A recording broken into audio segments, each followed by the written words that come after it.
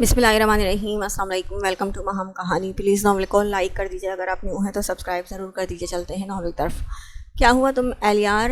کوئی ساحر جس نے مجھ پر جادو کر دیا ہے، سمین خود سے بولتی وہیں تکیے پر لیٹی تھی، چہرے پر رکھ کر سب بھول کر سونا چاہا، مگر یہ اتنا آسان تو نہیں تھا۔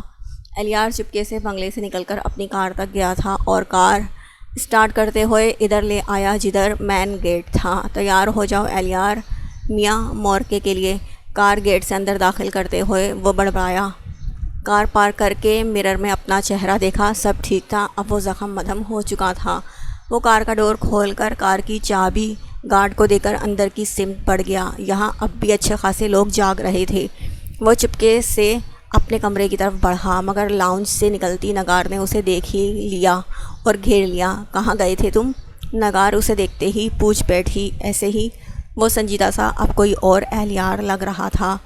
بتا کر تو جانا چاہیے تھا، یہاں سب تمہیں پوچھ رہے تھے، آخر دلہا ہو، تم شاید بھول رہے ہو کل تمہاری رخصتی ہے۔ نگار نے کچھ دوری پر بیٹھے فائق صاحب کو طنزیہ نظروں سے دیکھا تھا۔ وہ ان دونوں کی طرف کوئی دھیان دیے بغیر ثاقب کے ساتھ باتوں میں مصروف تھے۔ ممی رخصتی ہے تو کیا کروں، مجھے کام تھا، جانا ضروری تھا۔ وہ بیزار سا چہرہ لیے کھڑا تھا کہ یہ پوچھ تاچھ ختم ہو اور وہ اپنے روم میں جائے۔ ایلی، تم نے کھانا کھایا؟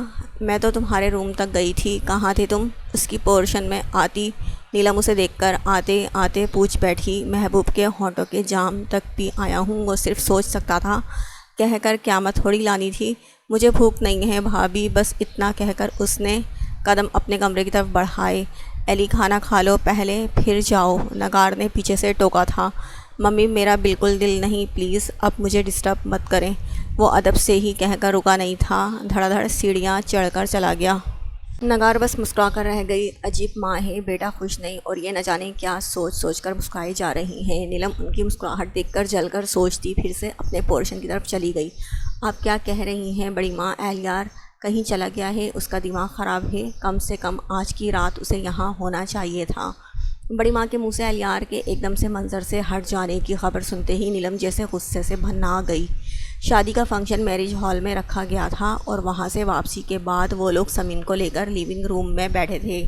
جب بڑی ماں نے نیلم کو اکیلے میں لے آ کر بڑی بے بسی سے بتایا تھا، مجھے خود اس پر بہت غصہ ہے، کم سے کم سمین کو کمرے تک تو جانے دیتا، ابھی بھی کتنے مہمان بیٹھے ہیں اور یہ کار لے کر غائب ہو گیا ہے۔ بڑی ماں واقعی میں بہت پریشان تھی، لاکھ مصلحت صحیح، مگر کم سے کم گھر کی عزت کا خیال تو رکھنا چاہیے تھا۔ اب بھی رسمیں باقی تھی اور بنا دولہے کے کیسے رسمیں ہوں گی، وہ سب کو کیا جواب دیں گی؟ آپ کال کریں بڑی ماں، وہ ضرور جواب دے گا۔ نیلم نے ان کا موبائل اٹھا کر تیزی سے نمبر ملایا تھا۔ ان کا موبائل بند ہے، میں تو اس لڑکے کی، وہ بولتے بولتے چپ ہو گئیں۔ بڑی ماں کیا کہیں گے سب سے، اور سمین، نیلم بیچاری ہر چیز سے انجان تھی، اسی لیے وہ تو روحان سی ہو گئی۔ تم باہر چلو، کوئی نہ کوئی راہ نکل آئے گی۔ بڑی ماں نے پیار سے اپنی سادہ مگر بہت بولنے والی شرارتی بہو کا پارا ہلکا کیا، جو اس وقت بہت پریشان تھی۔ نیلم انہیں دیکھتی باہر نکل آئی۔ ہال روم میں اس کی ساری کزنس سمین کو گھیر کر بیٹھی تھی، ہنسی مذاق سب چل رہا تھا۔ اے نیلم، تمہارا دیور کہاں گیا ہے، اسے بلاؤ۔ ساری رسمیں تو منہ بنا کر ادا کی، کم سے کم آخری رسم تو مسکرا کر ادا کر دے، اپنے دلہن کو لے جائے اپنے کمرے میں۔ یہ ثاقب کی پھپھو تھی جن سے سارا خاندان پریشان تھا، وجہ ان کی زبان۔ نیلم تو ان سے اچھے سے خار کھاتی تھی اور ان کی تو نیلم سے کبھی نہیں بنی، آخر ثاقب پھپھو کے داماد جو نہیں بنے۔ میرے دیور نے کوئی منہ وہ نہیں بنایا تھا پھپھو، سب کو معلوم ہے ایلی کو رسمیں وغیرہ پسند نہیں، اسی لیے ذرا سنجیدہ سا رہا تھا، بس اور کچھ نہیں۔ نیلم نے ان کی طبیعت صاف کرنی چاہی، کچھ بھی ہو الیار سے لاکھ ناراض سہی، بھائی کی طرح الیار سے ناراض سہی، لیکن بھائی کی طرح پیارا تھا انہیں الیار۔ سب بیٹھے اتنے دلچسپ موضوع کو بڑے غور سے سن رہے تھے، سب سنتی نگار آرام سے ایک صوفے پر پیر رکھے بس تماشا دیکھ رہی تھی۔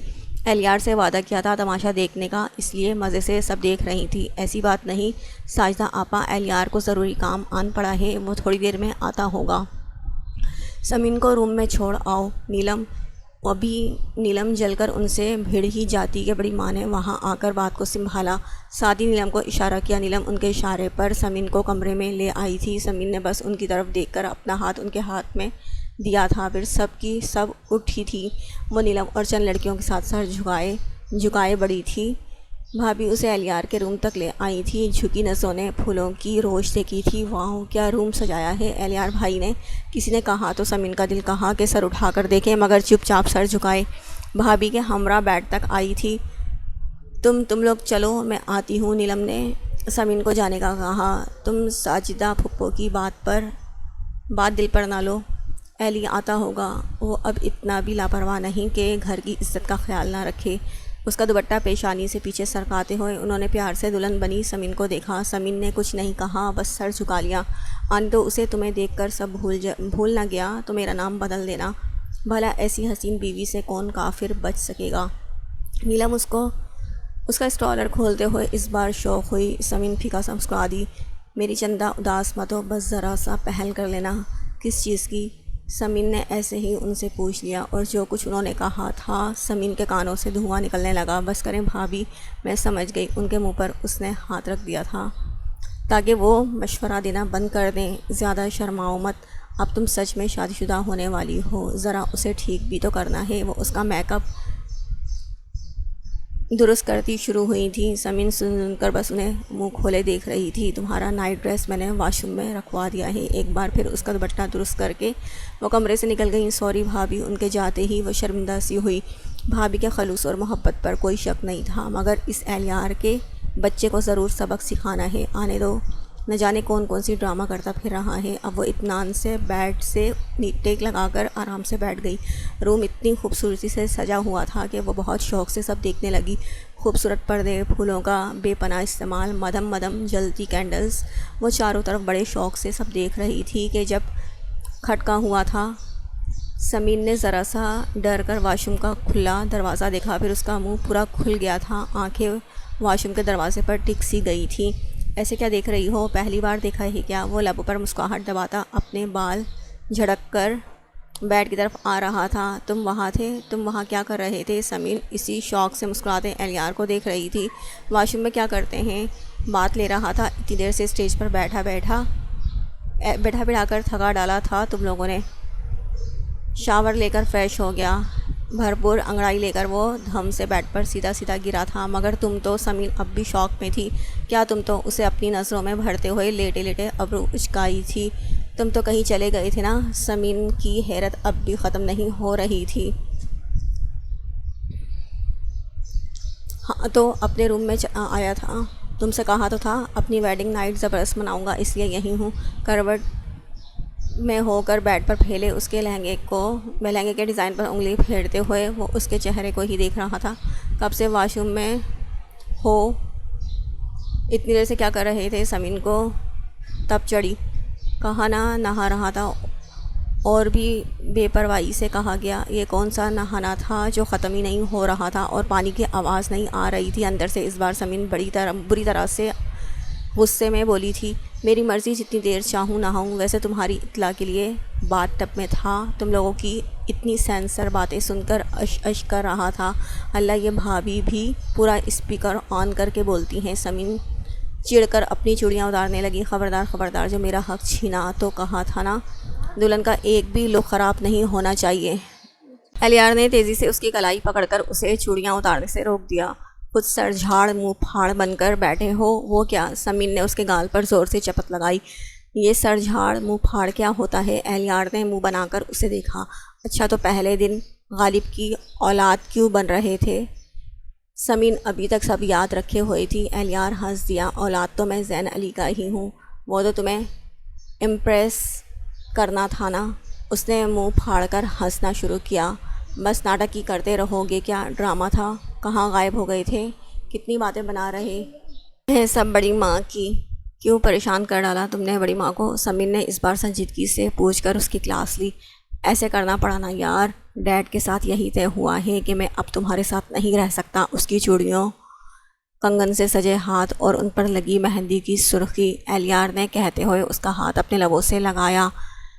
تو تم مجھے چھوڑ دو گے ایلی، یعنی اپنی محبوبہ کے پاس چلے جاؤ گے؟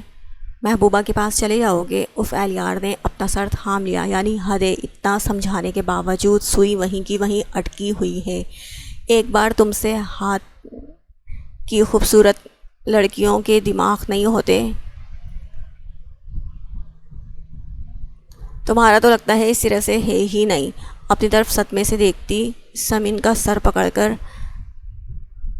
اسے ہلا دیا۔ مرو تم، اسے صدمہ لگا ہوا ہے۔ اور اس کے یہ تہور، سمین نے ناراض ہو کر اس کے ہاتھ پر زور سے ہاتھ مارا اور وہ منہ پھلا کر پیچھے کھسک کر بیٹھی۔ مرو تم، بہت پہلے ہی تم پر گیا ہوں، مر تو گیا ہوں، لیکن اب سمجھا کر پاگل بھی ہو جاؤں گا۔ ایلیار نے اس کی ناراضگی پر جل کر اسے دیکھا۔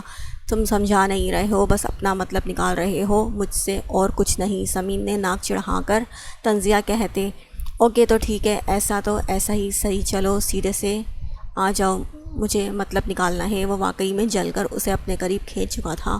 ہاں مطلب نکالو اور پھر چھوڑ دو۔ بس اس کے سینے پر ہاتھ رکھے اسے گھور رہی تھی۔ تمہارے علاوہ کوئی دماغ والی سے دل لگایا ہوتا تو سچ میں محبت کے پھول ہی سجتے، انگارے نہیں جو تمہارے منہ سے جھڑتے رہتے ہیں ہر وقت۔ حد ہو گئی ہے بدگمانی کی۔ ایلیار نے اسے ایک دم سے خود سے دور کر کے پرے کر دیا اور بستر سے اٹھ کر جا کر آئینے کے سامنے کھڑا ہو گیا۔ اس بار اسے غصہ آ رہا تھا سمین پر، جو اب بھی بدگمان ہی تھی۔ کچھ بھی تو سمجھ نہیں رہی ہے وہ۔ آئینے کے سامنے کھڑے ہو کر وہ خواہ مخواہ اپنے بالوں میں برش پھیرنے لگا۔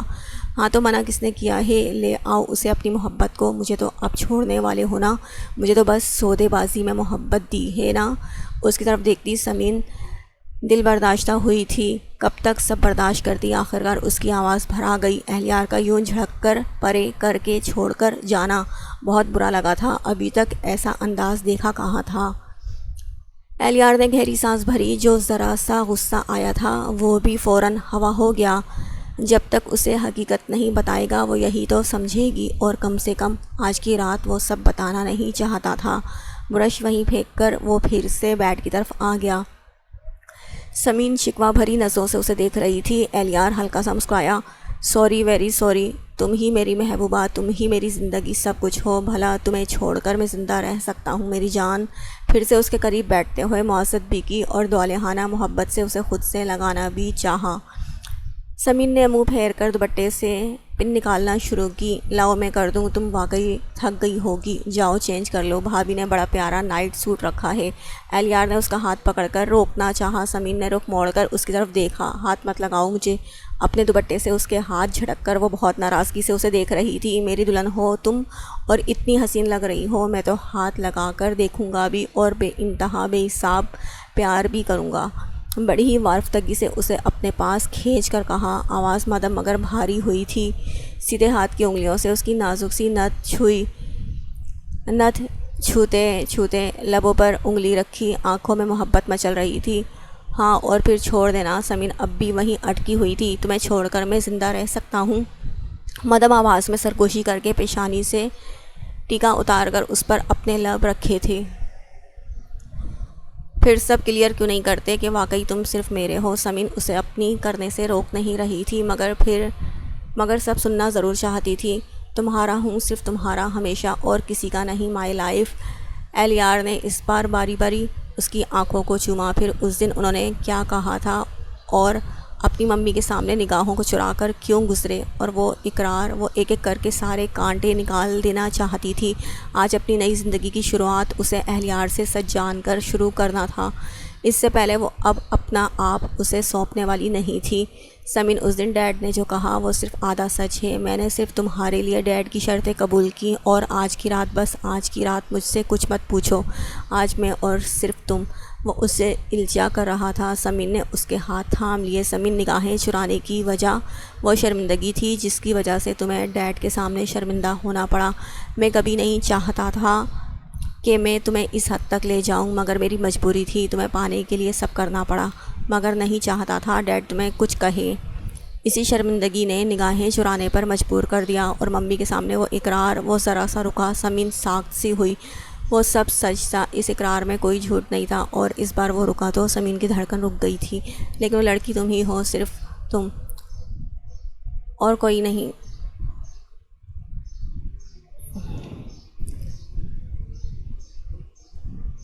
میں 17 سال سے تم سے عشق کرتا چلا آ رہا ہوں۔ الیار نے جھک کر اس کی پیشانی پر اپنے لب رکھ دیے۔ اس نے الجھن سے الیار کا چہرہ اپنے ہاتھوں میں تھام کر دیکھا تو وہ مسکرا دیا تھا۔ تمہیں سب بتاؤں گا، اپنی زندگی کی سب سے حسین روادات بھی، مگر میں آج نہیں۔ اپنے چہرے کو تھامے سمین کے ہاتھوں کو اس نے اپنے ہاتھوں میں جکڑ لیا۔ اسی روم میں نے ہزاروں بار صرف تمہیں مانگا ہے، صرف تمہیں۔ برسوں کی تمنا پوری ہوئی ہے میری، تم آج مکمل طور پر میری بنا دی گئی ہو۔ کوئی مجھ سے پوچھے کہ محبوب کے ملنے کی خوشی کیا ہوتی ہے، میں نے تمہیں پانے کے لیے کتنی آزمائشوں کا سامنا کیا ہے، تب آج تم میرے سامنے میرے روم میں موجود، میری باہوں میں موجود ہو، اور آج میں تمہیں اپنی بیتابیوں کی داستان سنانا چاہتا ہوں۔ سنو گی نا؟ سمین جیسے سب بھول گئی، بس ہولے سے سر ہلا کر اپنے دوپٹے سے ہاتھ ہٹا لیا۔ الیار خوشی کے احساس سے جیسے کھل اٹھا۔ آج کی رات بہت دعاؤں کے بعد نصیب ہوئی ہے مجھے، آج بس تم مجھ میں کھو جاؤ۔ میں قسم کھاتا ہوں کہ پھر کبھی کچھ نہیں چھپاؤں گا تم سے، سارے راز سے پردے اٹھا دوں گا۔ اس کی نت کو اتارتے ہوئے سائڈ ٹیبل پر رکھ کر اس نے ہلکے سے ان لبوں کو چھوا بھی تھا۔ سمین نے اپنی آنکھیں بند کر لی۔ الیار نے باری باری ان خوبصورت آنکھوں کو چوما تھا۔ اس کی آواز بھجل ہو رہی تھی۔ سمین کی پلکیں اب کانپنے لگی تھی۔ وہ بڑی نرمی اور محبت سے اس کے کانوں سے بھی بھاری جھمکے اتار رہا تھا۔ انہیں بھی سائڈ پر رکھ کر الیار کے ہاتھ اس کی گردن پر سرسرائے تھے۔ گلے میں پہنے زیور اتار کر اس کی نگاہوں نے اس زخم کو دیکھا تھا جہاں اب بس نشان رہ گیا تھا۔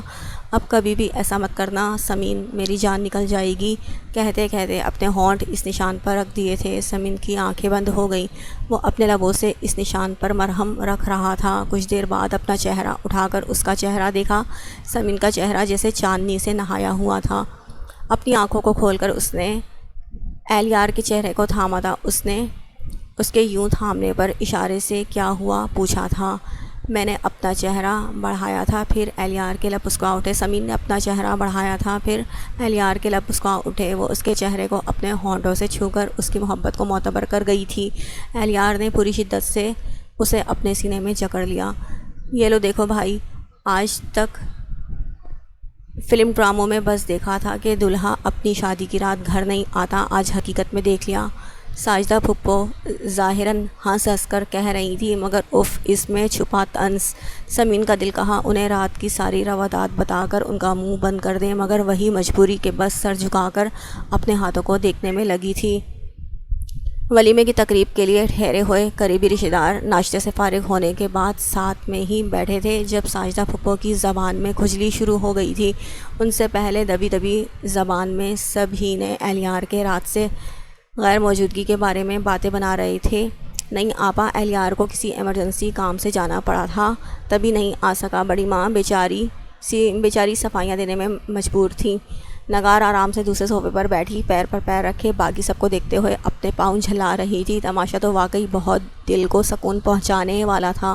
وہ بڑے آرام سے سمین کا جائزہ لے رہی تھی۔ قیمتی لباس، بہترین جیولری، وہ پوری دلہن، مگر وہی چہرے پر چھپا سنجیدگی کا لبادہ۔ ہونٹ کاٹتی، ہاتھوں کو مسلتی، مضطرب پریشان آنکھوں میں جھانکتی سرخی اس کے رات بھر جاگنے کی چغلی کھا رہی تھی۔ ارے چھوڑو بھابھی، بڑا پرانا بہانہ ہے یہ، اب ایسا بھی کیا ایمرجنسی کہ اپنی دلہن کا خیال ہی نہیں، وہ بھی ایسی حسین دلہن۔ مگر سچ ہے کہ دلہن کیسی بھی ہو مگر وہی اچھی جو پیا من بھائے۔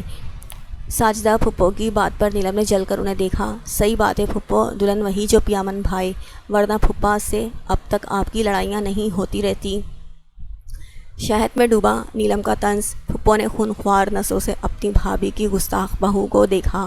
اس سے پہلے کہ نیلم اور ساجدہ کی زبان گولہ باری شروع ہو جاتی اور سب مزے سے تماشا دیکھتے، بڑی ماں بول اٹھی، نیلم، سمین کو روم میں لے جاؤ، تھوڑا آرام کر لے، ولیمے کی تقریب میں بیٹھنا بھی ہے۔ ان کے حکم پر نیلم سر ہلاتی سمین کو لے کر وہاں سے چلی گئی۔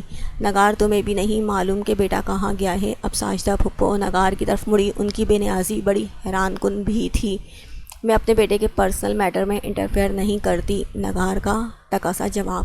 ساجدہ کا منہ بن گیا۔ ہاں بھائی، اپنا اپنا جگر ہے، ماں بیٹے کی پرواہ نہیں۔ ادھر بیٹی کا باپ بھی بڑے آرام سے آفس سدھارا ہوا ہے، جیسے بیٹی نہیں بہو لایا ہو۔ ایسا اطمینان کاش ہمیں بھی نصیب ہوتا۔ ان کی زبان کی تیزی، بڑی ماں بس پہلو بدل کر رہ گئیں، اب وہ کیا کہیں۔ ابھی ان کی زبان اور بھی گل افشانیاں کرتی کہ اہلیار کو داخلی دروازے سے اندر آتے دیکھ کر سب کی گردنیں وہی گھومی تھیں۔ تھکا ماندہ سا، سنجیدہ سا وہ موبائل دیکھتا، سب کو نظر انداز کرتا سیڑھیوں کی طرف بڑھا۔ اہلیار کہاں تھے تم؟ یہ تو بتاتے جاؤ، سب کو بڑی فکر پڑی ہے۔ اپنی ممی کی آواز پر اہلیار رکا تھا، بغیر رخ موڑے آسمان کی طرف دیکھا، پھر آنکھیں بند کی۔ نیند سے برا حال ہو رہا تھا، وہ ابھی سوال جواب کے موڈ میں بالکل نہیں تھا۔ امی میں بہت تھکا ہوا ہوں، تو فی الحال ابھی کہاں سے آیا ہوں، کہاں گیا تھا بعد میں پوچھ لیجیے گا، میں سونا چاہتا ہوں۔ وہیں سے مڑ کر سب کے چہرے کو دیکھ کر وہ رکھائی سے کہتے ہوئے دھڑ دھڑ کر کے سیڑھیاں چڑھ کر اپنے روم کی طرف چلا آیا۔ کوریڈور میں نیلم کو دیکھ کر موبائل جیب میں رکھ کر سر جھکا کر آگے بڑھا ہی تھا کہ نیلم نے اس کا راستہ روکا۔ کہاں سے آ رہے ہو؟ دانت پیستی اس کی خبر لینے کے چکر میں تھی۔ جہنم سے آ رہا ہوں بھابھی، اب نیچے جا کر بھی یہی بتا دیں، اوکے؟ وہ بہت چڑھ کر بولتا روم میں گھس گیا۔ نیلم بیچاری بس منہ کھولے دیکھتی رہ گئی تھی۔ ادھر روم کا ڈور لاک کرتے ہوئے وہ دل ہی دل میں نیلم سے مواسط کرتا ادھر دیکھنے لگا جہاں سمین اپنا موبائل لے کر نمبر ملانے میں بیزی تھی۔ اہلیار کے آنے کا کوئی نوٹس نہیں لیا۔ ادھر اہلیار اب ساری تھکن بھلائے بڑی فرصت سے اسے دیکھ رہا تھا۔ ڈیپ ریڈ کلر کے فراک سوٹ اور لائٹ سا میک اپ، کانوں میں پہنی بڑی بڑی جھمکیاں اور ہاتھوں میں ڈھیروں چوڑیاں، وہ پوری سہاگنوں والا روپ چرائے اس کے ہوش اڑا رہی تھی۔ دوپٹہ آرام سے تکیے پر پڑا تھا اور بالوں کو کیچر میں جکڑ کر آدھا باندھا آدھا کھلا چھوڑا ہوا تھا، مگر وہ شاید کچھ پریشان سی تھی۔ بار بار نمبر ڈائل کرتی اور پھر کان سے لگاتی، جھنجھلایا ہوا انداز تھا اس کا۔ اہلیار نے ایک بھرپور انگڑائی لی، پھر آ کر بیڈ پر اس کے قریب گرا تھا۔ سمین کے ہاتھ سے موبائل چھوٹ کر فراک کے دامن پر گر گیا۔ جنگلی ہی رہنا ہمیشہ، وہ تب کر اس کے سینے پر ہاتھ مار کر فون اٹھا چکی تھی۔ کبھی پیار سے بھی بول دیا کرو، اہلیار مسکرا کر کہتا، اس کی گود میں سرک کر لیٹ گیا۔ سمین نے بس اس کا چہرہ دیکھا، پھر منہ بنا کر کال ملائی تھی۔ اس کے جسم سے اٹھتی مدہوش کن خوشبو اہلیار پر خماری سی چڑھنے لگی تھی۔ چہرہ اس کے پہلو میں چھپا کر اپنے ہاتھوں کو اس کی کمر پر باندھا تھا۔ وہ ناراض ہوئی، اس نے پکڑ اور سخت کر دی۔ سمین نے موبائل سائڈ پر رکھ کر اس کے بالوں میں انگلیاں پھیری۔ ایلی بابا کا موبائل آف کیوں جا رہا ہے؟ اپنی انگلیوں سے اس کے بالوں کو سہلاتی وہ پریشان سی تھی۔ ڈیڈ کا موبائل تو آن ہے، کال کی تھی انہوں نے مجھے، اس کے پہلو میں چہرہ چھپائے چھپائے آہستہ سے بتایا تھا۔ میں اپنے بابا کی بات کر رہی ہوں، سمین نے تیز آواز میں کہہ کر اس کا سر جھٹکنا چاہا۔ اف، یہ دو سر کا چکر۔ اہلیار نے بس ایک بار اس کا سر دیکھا، پھر دوبارہ اپنی اسی پوزیشن میں چلا گیا۔ نمبر بدل لیا ہوگا، اس کے پہلو میں چہرہ چھپاتے کہا۔ آواز اس کی بھوچل سی تھی۔ سکون سے آنکھیں بند کیے وہ بس اسے محسوس کر رہا تھا۔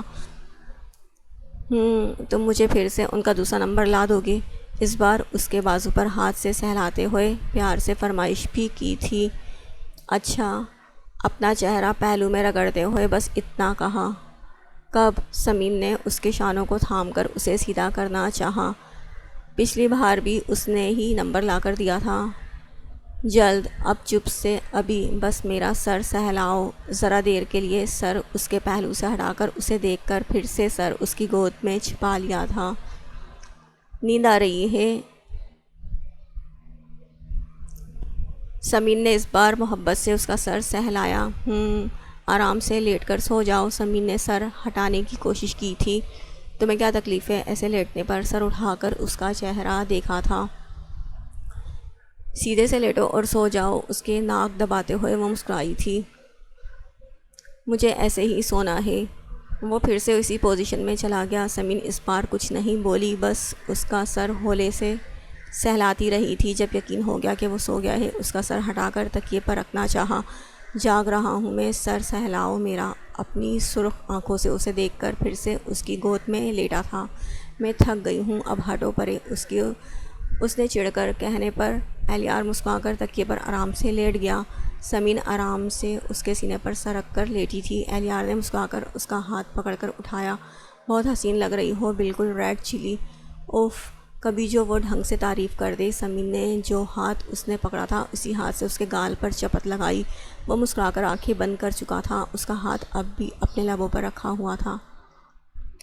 سمین بس اس کے سینے پر سر رکھے اس کی بے پناہ محبت محسوس کر رہی تھی۔ یہ پل ایسا تھا کہ بنا کسی طلب کے دونوں ایک دوسرے کے وجود کو بس محسوس کر رہے تھے۔ کیسا انوکھا سا احساس تھا۔ سمین نے خوشی کے بھرپور احساسات کے ساتھ اس کے شانے کو محبت اور عقیدت سے چوما تھا۔ کس دل کو سکون دینے والا یہ احساس تھا، کیسا دل کو سکون دینے والا یہ احساس تھا، کوئی اہلیار سے پوچھتا تو وہ بیان نہیں کر سکتا تھا۔ بس مسکرا کر کروٹ بدل کر اسے اپنے بازوؤں میں بھینچ لیا تھا۔ آؤ سو جاتے ہیں۔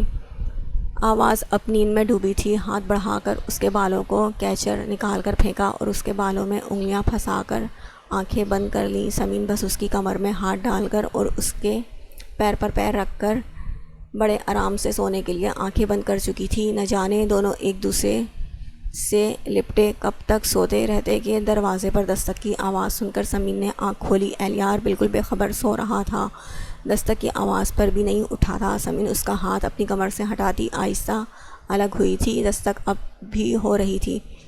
ایک نظر بے خبر سوئے اہلیار کی طرف دیکھ کر وہ بستر سے اتر گئی، اپنا دوپٹہ تکیے سے اٹھا کر شانوں پر ڈالا، آئینے کے سامنے آ کر اپنا چہرہ دیکھا۔ سب کچھ ویسا ہی تھا جیسا سونے سے پہلے تھا، میک اپ بھی اور جیولری بھی، بس بال کھلے تھے، انہیں جھٹ سے کیچر میں جکڑ کر باندھ لیے۔ کچھ سوچ کر وہ بیڈ سے تکیہ اٹھا کر صوفے تک لائی، پھر وہی تکیہ رکھ کر اطمینان سے دروازہ کھولا جہاں پھر سے دستک ہو رہی تھی۔ سامنے نیلم بھابھی تھی، وہ بس ہلکے سے مسکرائی تھی۔ نیلم نے اسے سر سے پیر تک غور سے دیکھا، پھر وہ افسوس سے سر ہلاتی اندر آ گئی تھی۔ یہ آپ اتنے افسوس سے مجھے کیوں دیکھ رہی ہیں؟ وہ ناسمجھی سے اس کے پیچھے